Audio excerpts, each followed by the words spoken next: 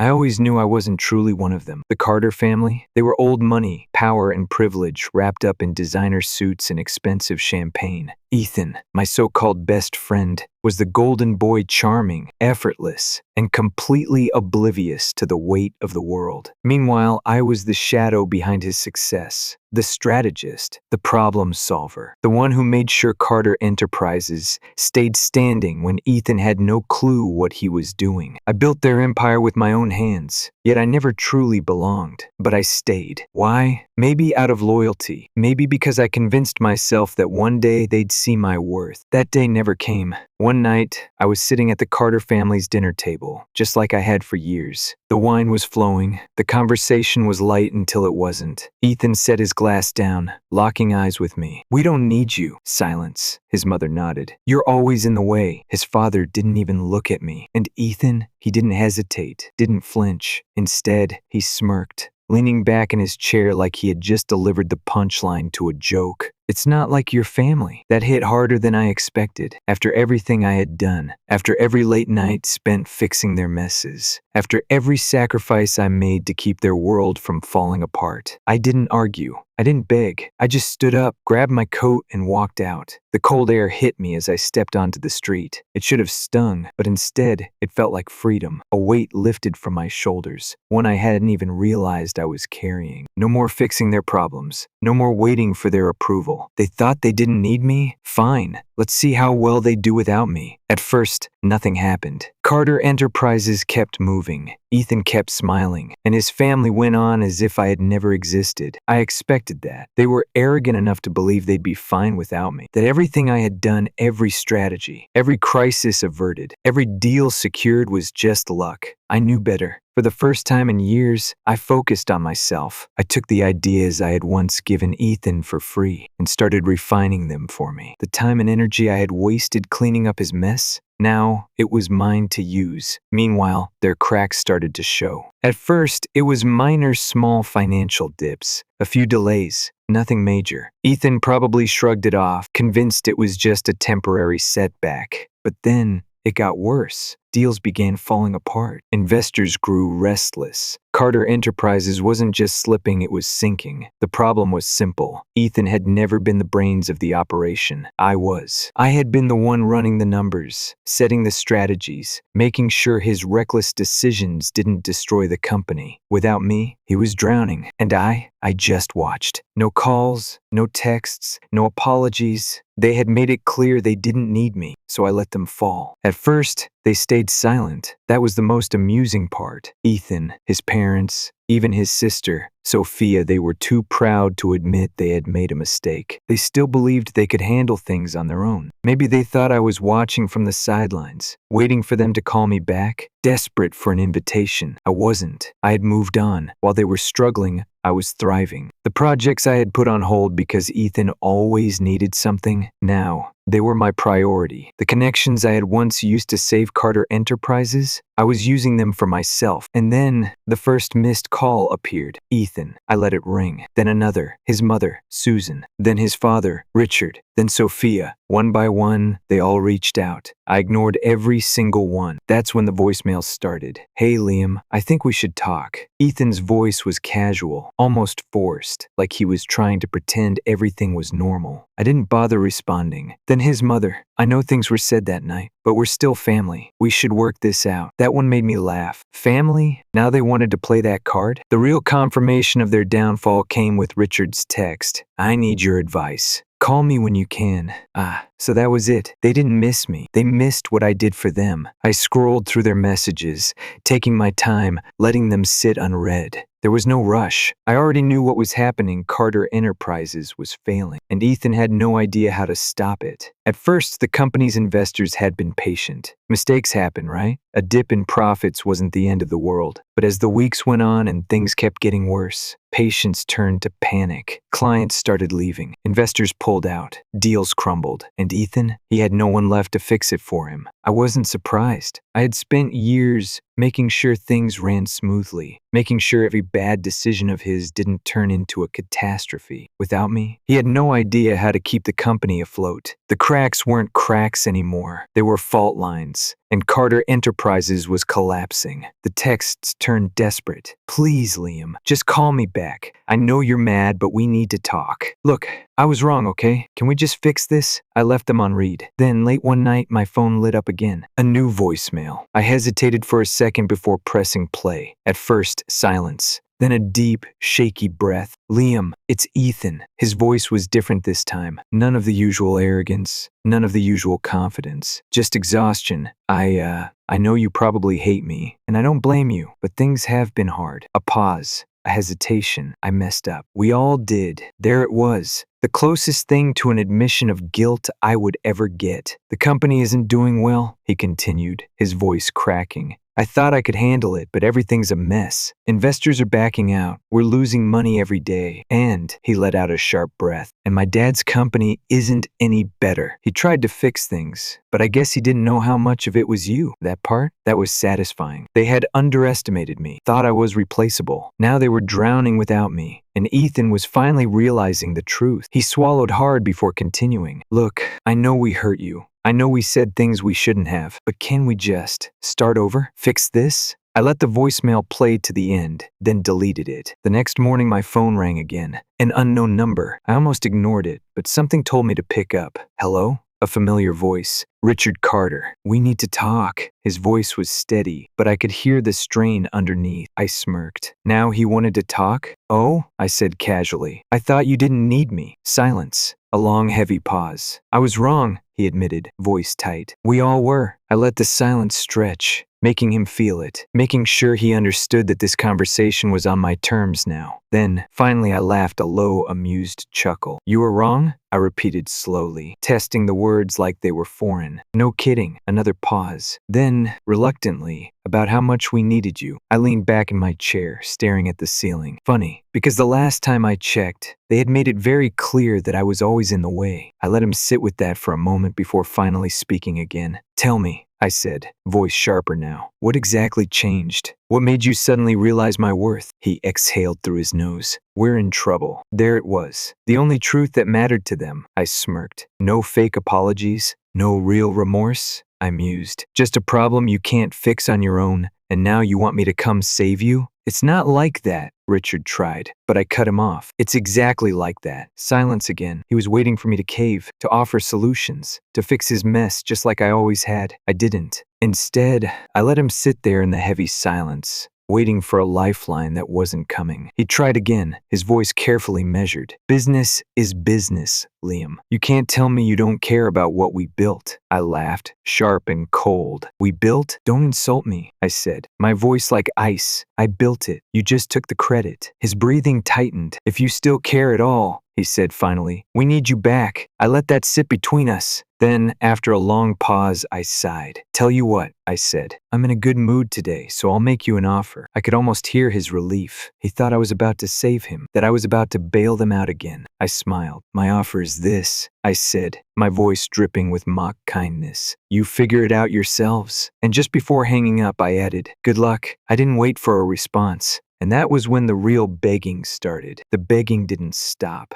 After that call with Richard, the messages flooded in. Ethan, his mother, his sister, hell, even Sophia, who had barely acknowledged me before, suddenly had a lot to say. Please, Liam, just meet with us. We can work something out. We're willing to make a deal. Pathetic. They had shoved me aside like I was nothing, convinced I was dead weight. Now, they were scrambling, clawing at any chance to pull me back in. I ignored them all. 3 days later, I got an email. Not from Ethan, not from his parents. From Madison and Company. I leaned back in my chair as I read it, a slow smile spreading across my face. Apparently, word had gotten out about Carter Enterprises' unfortunate situation. Investors were backing out. Clients were leaving. People were talking. And Madison and Company, their biggest competitor, had noticed. More specifically, they had noticed me. "We've been following your work for a while now," the email read. "We'd love to set up a meeting to discuss potential opportunities." Oh, this was too good. I didn't even hesitate. I scheduled the meeting, and when I walked into Madison and Company's sleek, glass-walled office, they didn't see an afterthought. They didn't see someone in the way. They saw someone who was about to take everything. The takeover, the meeting was almost too easy. They wanted someone who understood Carter Enterprises inside and out. Someone who knew their weaknesses, their strengths, their vulnerabilities.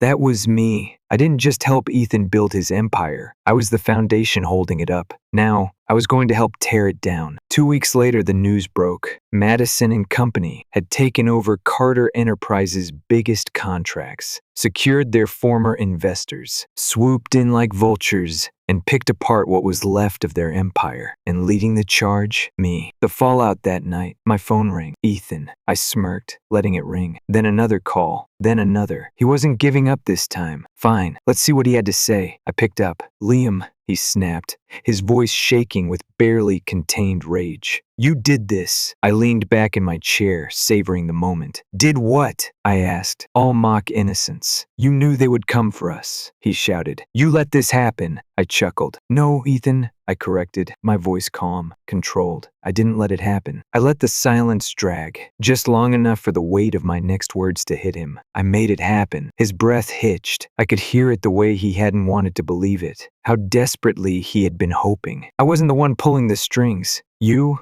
worked with them?" he choked out. I smiled. "I led them," I said simply. "Turns out I was never in the way, Ethan. I was the way forward. But you were too stupid to see it." Silence. Then, in the smallest voice I had ever heard from him, "We're ruined." I almost laughed. "No, Ethan," I said, my tone mocking. "You ruined yourselves. I just made sure you felt it." He was silent for a long time. Then, finally, in a whisper, "Why?" That was the funniest part. He still didn't get it. I didn't answer. I just hung up, and that should have been the end of it. But people like the Carters, they never knew when to stop. The knock at the door. The knocking started the next morning. At first I ignored it, let them waste their energy pounding on my door. But when the knocking turned into banging, when the voices outside grew desperate, I finally got up, stretched, and made my way over. I didn't even need to check who it was. Swinging the door open, I was greeted with the sight of all of them. Ethan, his parents, Sophia, they stood there, looking nothing like the arrogant, self-assured people who had once told me I was in the way. Ethan's hair was a mess, his suit wrinkled, his eyes bloodshot. His mother, who used to look at me like I was beneath her, was gripping Richard's arm like she might collapse. And Richard, the man who had dismissed me like I was nothing, now he just looked small. I leaned lazily against the doorframe, pretending to be surprised. "Wow," I said, dragging out the word. "Didn't expect to see you here." Ethan took a step forward, his voice raw. "We need to talk." I arched an eyebrow. "About what? You made it pretty clear I was a burden, remember?" Richard sighed, rubbing a hand down his face. "We were wrong," he muttered. "We should never have pushed you out." I smirked. "Yeah, you said that already." I pretended to think. Didn't really mean much the first time. Susan, who had barely acknowledged me before, suddenly found her voice. "Please," she said, and I could tell it physically hurt her to say that word to me. "You have to help us." I tilted my head. "Do I?" Ethan stepped forward, his voice breaking. "We're losing everything," he blurted. "The investors won't even return our calls. And you," he swallowed hard, his face pale, "you're the only one who can fix this." I let that sit between us, let the desperation in his voice settle. Then I smiled. "You're right." Their faces lit up with hope. I leaned in slightly, lowering my voice just enough to make them think they were about to be saved. And then I shattered it. "But I won't." Ethan blinked. "What?" I straightened up, crossing my arms. "I could fix this," I mused. "Make a few calls, pull a few strings. Hell, if I really wanted to, I could get your company back on its feet by tomorrow." The hope flickered again. "But I don't want to," Susan gasped, like I had slapped her. Richard clenched his jaw. Ethan took a shaky step forward. "Please," he whispered. "We're begging you." I laughed, short, sharp, cruel. "That's the difference between us, Ethan," I said coldly. "I begged you too once. Begged you to see my worth. Begged you to treat me like I mattered." He flinched. "And what did you do?" I continued, voice deadly quiet. "You laughed. You turned your back on me. You threw me away." Susan tried again.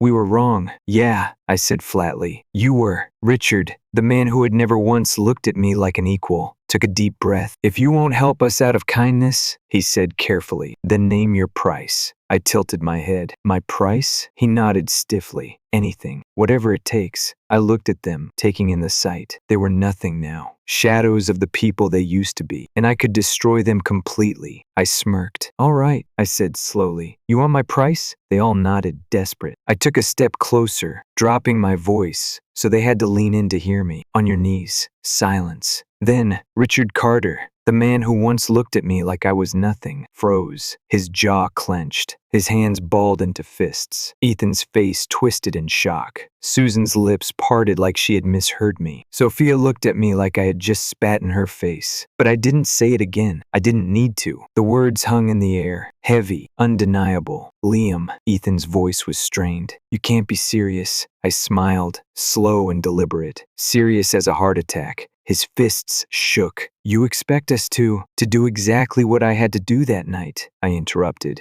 my voice calm. Beg, humble yourselves. Get on your knees and admit you were wrong. Richard's face darkened. This is ridiculous, I shrugged. Then I guess we have nothing left to talk about. I turned as if to close the door. Then, something I never thought I'd see happened. Richard Carter, the untouchable CEO, the man who dismissed me without a second thought, dropped to his knees. I blinked, caught off guard for the first time in this entire ordeal. Then Ethan followed. Then Susan. Then Sophia. One by one, the entire Carter family knelt before me, on my doorstep, the same doorstep they never would have set foot on before, not for someone like me. Richard looked up, his face stiff, his voice tight. We need you. I let the silence stretch. Let them sit in their humiliation. Let them feel, for the first time, what it was like to be powerless. And then, with a slow, cruel smirk, I did the only thing left to do. I closed the door in their faces. The aftermath. It was quiet now. No more phone calls. No more texts. No more desperate knocks at my door. Carter Enterprises collapsed within a month. The final blow came when Madison and Company took their last few remaining contracts, forcing Ethan's family to sell what was left of their sinking company. Ethan tried to save it. I heard he even tried to start over, to build something new. But without me cleaning up his messes, he failed every time. Sophia, she disappeared from the public eye, probably too embarrassed to show her face. Susan and Richard, bankrupt. Their power, their reputation, their control, gone. And me, I had everything. Wealth, power, a future built on my own terms. Because while they had been scrambling to hold on to the past, I had been building an empire of my own. One they couldn't touch. One they could only watch from a distance. And now I laugh because they came crawling back, begging me to rebuild what they so carelessly destroyed. But what they didn't understand, what they never understood, was that I was never just an accessory to their success. I was the key, and they would never get to touch that again. Story 2. You ever have one of those moments where you think, wow, my family is actually insane? Yeah, that was me a few nights ago. Except it wasn't just a passing thought, it was a full-blown realization. Let me start from the beginning. My name's Ethan 28M, and up until recently, I thought my biggest problem in life was deciding on a wedding venue. Turns out, the real issue was my younger brother, Matt 26M, and his absolute inability to function like a normal human being. Matt and I were never super close growing up. He was the golden child, my mom's pride and joy, while I was more like the family's unpaid intern there. Useful, but not exactly cherished. I learned early on that my parents had a very specific way of ranking their kids. Matt at the top, my two sisters somewhere in the middle, and me trailing at the bottom like an afterthought. Whatever, I got used to it. But then Matt decided to take his stupidity to a whole new level, meeting Jen. So about a year ago, I met Jen 26F. She was smart, kind, and easily the most beautiful woman I'd ever been lucky enough to talk to, let alone date. We met at a bar after I moved back to my hometown for work, hit it off instantly, and before long we were serious. A few months in, I finally mentioned her to my family. I'm not the type to overshare, so I hadn't told them much, just that I was seeing someone and things were going well. My mom asked for pictures, so I passed my phone around at dinner, and that's when all hell broke loose.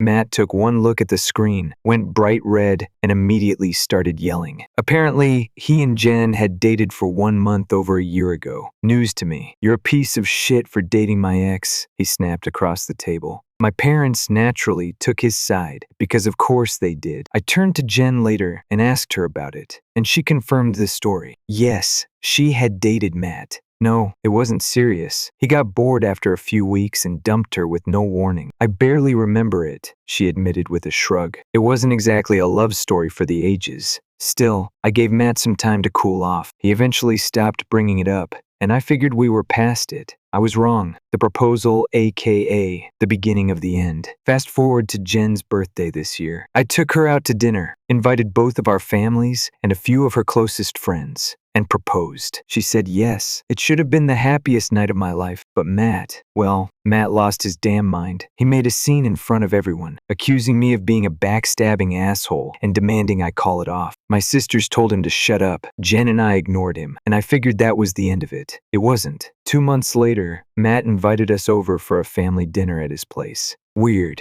considering we hadn't spoken much since the proposal, but our parents and sisters were coming, so Jen and I figured we'd be civil and go. Big mistake. The stupidest proposal in history dinner was normal casual even. Matt made small talk, everyone ate, and for a brief moment, I let my guard down. Then, about 30 minutes in, Matt stood up, cleared his throat, and launched into some long-winded speech about family and second chances. And then I kid you not, he got down on one knee and pulled out a cheap, ugly ring. Jen, he said, smiling like a lunatic, will you marry me? I swear, the entire room froze. Jen stared at him like he had just spoken in an alien language. What the hell is wrong with you? She asked. Matt didn't answer. He just stayed there, grinning, like he genuinely thought she might say yes. I saw red. Before my dad could grab him, I punched him right in the face. I won't lie, it felt amazing. Our parents freaked out, dragging me away while Matt yelled something about how he needed to prove that Jen wasn't really in love with me, that she was just using me to get back at him. Spoiler alert, she wasn't. Jen was furious. She told Matt off right then and there, made it clear she wanted nothing to do with him, and stormed out. That was the last straw for me. I was done.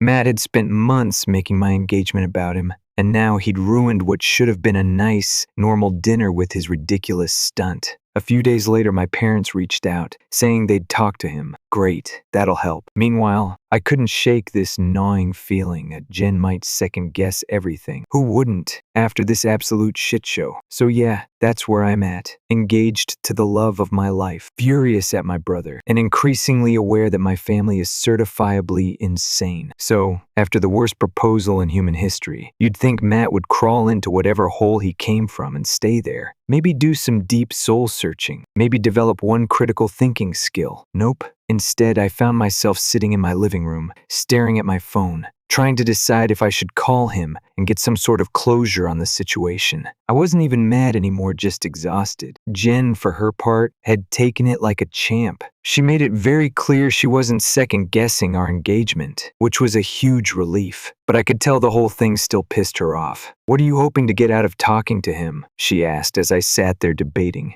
I don't know, I admitted. Maybe an explanation? Some kind of acknowledgement that he was being an idiot? She sighed. You're assuming he knows he was being an idiot. Fair point. Still, I called him. He picked up, which honestly surprised me, and I invited him over to talk. He actually agreed. Even weirder, he said he was fine with Jen being there too. That's how we ended up sitting in my apartment, awkward silence stretching between us. Matt's logic, if you can call it, that I started with an apology. Not for being mad, but for punching him. Not because I regretted it, but because I wanted him to actually listen to me instead of playing the victim. Matt shrugged. Yeah, whatever. I took that as the closest thing to forgiveness I was gonna get. So, I said, wanna explain why you thought proposing to my fiancé was a good idea? And this is where things went off the rails. Apparently, one of Matt's friends, some genius, who probably gets all his relationship advice from Reddit. Comments convinced him that Jen must have known we were brothers when she started dating me. She was hung up on me after we broke up,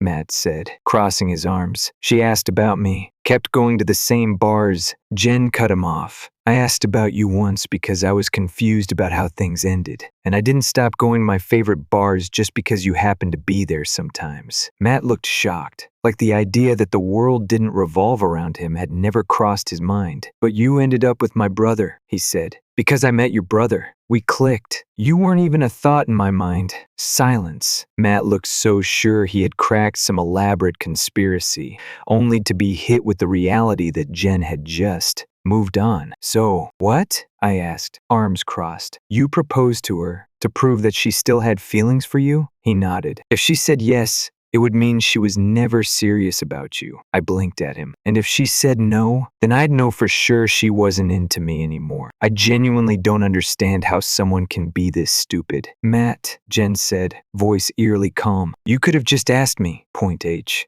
The aftermath of the dumbest plan ever. At this point, I wasn't even mad. I was embarrassed for him. So, I said, now that you know she's not into you, do you feel better? He just kind of shrugged. Then, completely deadpan, he said, I think it's weird that you're dating my ex. I lost it. Dude, I didn't even know you two dated until you flipped out at dinner. How is that my fault? He shrugged again. I wouldn't have done it if the roles were reversed. That was such a lie that Jen actually laughed. We went in circles for a bit, but eventually, Matt admitted he didn't have feelings for Jen. He just didn't like the idea of his ex dating his older brother, like it was some kind of territory violation, which, honestly, that's his problem. Not mine. Before he left, he said something that genuinely made me laugh. You can take back my wedding invite. I don't think I can be there and support your relationship. I stared at him. Matt, you are already uninvited. Oh, then he just left. I felt lighter after that conversation. The whole thing was so ridiculous that I couldn't even be angry anymore. It was like being mad at a toddler for coloring on the walls. Jen, on the other hand, was still pissed. That was the dumbest shit I've ever witnessed, she muttered. Your brother has a single-digit IQ. And honestly, she wasn't wrong. Mom gets involved because, of course she does. I thought that was the end of it. But no. A few weeks later, my mom pulled me aside at my sister Sophie's birthday party and hit me with, "You're really not inviting Matt to the wedding?" I sighed. He literally uninvited himself. Mom frowned. But he's family. Yeah, and he made a mistake. A mistake is forgetting someone's birthday. A mistake is backing into a mailbox. Matt proposed to my fiancé in front of me. That wasn't a mistake. That was a choice. She rolled her eyes. You're being dramatic. I laughed. Oh, so if Sophie's boyfriend's brother proposed to her in the middle of dinner, you'd be totally fine with it? That's different. It's literally the same situation. She glared at me, then changed tactics. Fine. If you don't invite Matt, I'm not coming either. I shrugged. All right, don't come, she blinked. You're really okay with that? It wouldn't be the first time you skipped something important for Matt. I swear to God, her jaw dropped. She stormed out after that. A few days later, she started sending me these long-winded texts about how I was tearing the family apart and how I should just forgive Matt and move on. Jen got messages too, except hers were all about how she should talk some sense into me. She ignored them. Meanwhile, my sisters took my side. You know Mom's crazy, right? Charlotte, my older sister, said when I vented to her. She spent her whole life pretending Matt's some kind of prince. It's pathetic, Sophie agreed. My dad? He stayed out of it, which was honestly the best I could hope for. The wedding was a few months away, and my guest list was shrinking fast. Mom's side of the family was boycotting, which at first sucked, but then I realized it just meant less drama. Jen and I decided to downsize the venue. We had our friends, her family, and my sisters. That was enough. Mom, of course, took this as an act of war, and that's when things really got out of hand. So, after my mom dramatically declared that she wouldn't come to my wedding unless I invited Matt, I did what any rational person would do. I let her go. I wasn't about to beg her to show up. If she wanted to miss another major event in my life because of her golden child, that was her problem. Of course, she wasn't done stirring the pot. A few weeks later, she showed up at my house, unannounced, demanding to talk. Jen and I had just finished dinner when she knocked, and I should have ignored it. But against my better judgment, I let her in. The talk, that went to hell right away. She went straight into her usual script. Are you really still keeping Matt uninvited? Ethan, this is childish. I sighed. Yes, Mom. I'm not changing my mind. She shook her head like I was some lost cause. You're being insecure. You're punishing him over a simple mistake. Jen, who had been quietly listening, finally spoke up. I wouldn't call getting proposed to in front of his entire family a simple mistake. Mom ignored her. Matt apologized to you, she continued. Like that made everything okay. I laughed. He didn't apologize. He justified what he did. Mom waved that off. You're his brother. He should be at your wedding. Then maybe he shouldn't have tried to steal my fiancé. She rolled her eyes. Rolled her actual eyes. Like I was being dramatic for expecting basic respect from my family. Then she turned to Jen. Sweetheart, talk some sense into him. I know you don't want this tension before your big day. Jen blinked. Excuse me? You're a smart girl, Mom said, putting on that fake sweet voice she always used when she was trying to manipulate someone. You know this is ridiculous. Just convince him to let Matt come, and we can all be a family again. Jen let out a slow breath, clearly trying to stay polite. This isn't my decision. This is Ethan's family, and it's his choice. Mom's face twisted like she'd just bitten into a lemon. Oh, come on. You can't think for yourself? Everything went dead silent. Jen just stared at her. What did you just say? And that's when Mom lost it. When things turned physical, she stood up, towering over Jen. You're tearing this family apart. Ever since Ethan got with you, he's turned against me, against us. Jen got up too, stepping back. I think you should leave, Mom snapped. Before I could even react, she grabbed Jen by the hair and yanked her down. Jen screamed. I don't even remember thinking. I just acted. I ripped my mom off her, shoved her toward the door, and slammed it behind her. She banged on it, screaming, cursing, calling Jen every name in the book. Meanwhile, the first turned to Jen, who was sitting on the floor shaking. Are you okay? She nodded, but I could tell she was freaked out. That was it for me. I grabbed my phone and texted my mom. Don't ever contact me again. Then I blocked her. The fallout, I called my dad to tell him what happened. He tried to make excuses like she's been stressed, but I shut that down real quick. She attacked Jen. I don't care what she's stressed about, he sighed. Are you really cutting her off for good? Yes. My sisters, meanwhile, were livid. Charlotte, the first, told you she was crazy. Sophie, if you don't press charges, I will. Jen didn't want to go to the police, though. I just want her gone from our lives, she said. Fair enough, but I still filed a report just to have it on record, because if she ever tried anything again, I wasn't giving her a second chance. And just when I thought it couldn't get worse, my mom found a new way to be crazy. She found out about the wedding anyway. A few days after we got married, she made a fake Facebook account to message both of us. She had somehow gotten pictures from the wedding, probably from my uncle, and was furious. How dare you exclude me from my own son's wedding? I have a right to be part of my grandchild's life. You can't keep me away forever. Blah, blah, blah. I blocked the account immediately. Jen, being the absolute badass she is, just laughed. I hope she's enjoying her little tantrum. Matt, surprisingly, reached out too. Not in a bad way, just a casual text. Congrats on the wedding. Hope everything's good. We ended up talking for a bit. He even apologized, a real apology this time. I wasn't about to pretend we were best friends again, but it was something. When he asked if we could grab a drink next time I was in town, I said, maybe. The ending we deserve, so where does that leave us now? Jen and I are married and still very much in love. We have a daughter now. Yep, found out Jen was pregnant shortly after all this mess. We moved 3 hours away, closer to her brother, so my family has no idea where we live. Mom is permanently blocked. Matt and I are on okay terms. We'll never be close, but he's not actively ruining my life anymore, so that's a win. My sisters are still in my life, but my mom's side of the family boycotted the wedding and still thinks I'm the devil, which, honestly, fine by me. At the end of the day, I walked away with everything I wanted: a life with Jen, a future with my kid, and a peaceful, drama-free existence. And if my mom wants to sit around feeling sorry for herself, that's her problem.